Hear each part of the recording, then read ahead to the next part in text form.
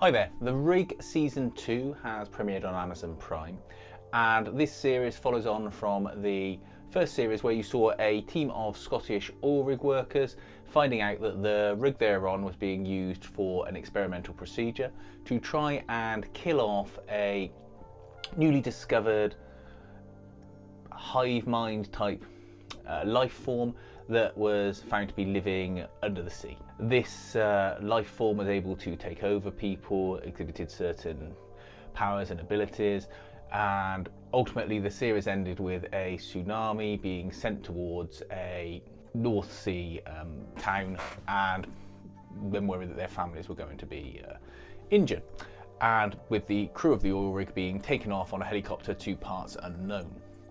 This series stars Iain Glen, who you know from Game of Thrones probably, Emily Hampshire, people who know from Schitt's Creek, Martin Compston, who people will know from is it Line of Duty, and various other UK productions, and a number of other British actors and actresses. It's one of those shows where you go, I recognise him, I recognise her.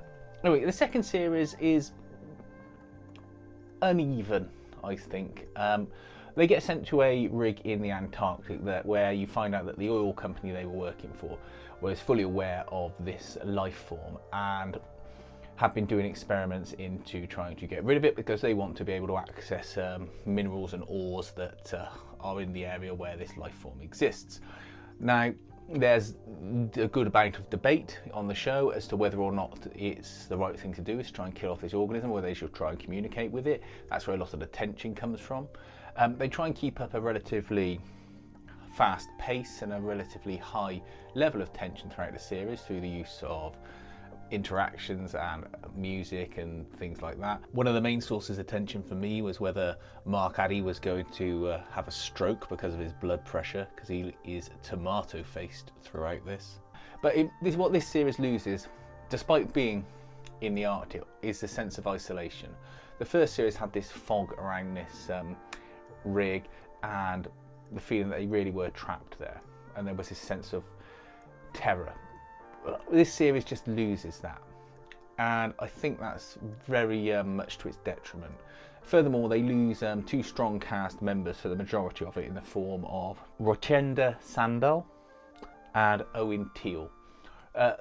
Owen Teale in particular was a sort of troublemaker in the first series, a grumpy oil rig worker, and he gets off and goes to the mainland to see the disaster efforts, and he really could have been better placed on the rig stirring up trouble, because that's his character. And it's not until they find a way to engineer and get him back onto the rig at the very end of the series that you realise how much he's necessarily missed from it. You also got new characters being introduced, least of all Alice Krieg as the CEO of this oil firm. She's fine. I will say that her look is distracting. Make of that what you will when you see the series, because I don't want to sound nasty, but let's just say she looks different to the others. Whether that's due to how she's aged or whether she's had any work done, I don't know. But you know, she sort of seemed to be your big bad, but then she's got an empathetic side, and then whether or not she's done a full turn by the end of the series is yet to be seen. I thought she was going to be Emily Hampshire's mother. I wonder if that's still a reveal they're saving for the next series.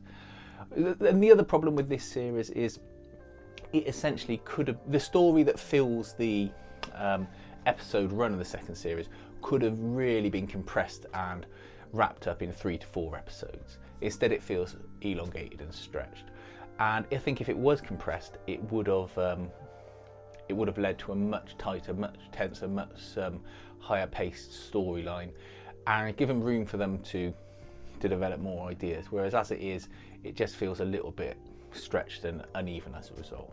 The special effects are fine on it. I really like the production values.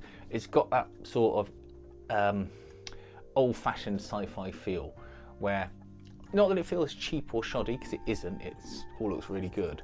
It's just that it feels barren and bare, which I quite like, which does help give towards that feeling of dread that it's essentially lost as part of the series, series 2.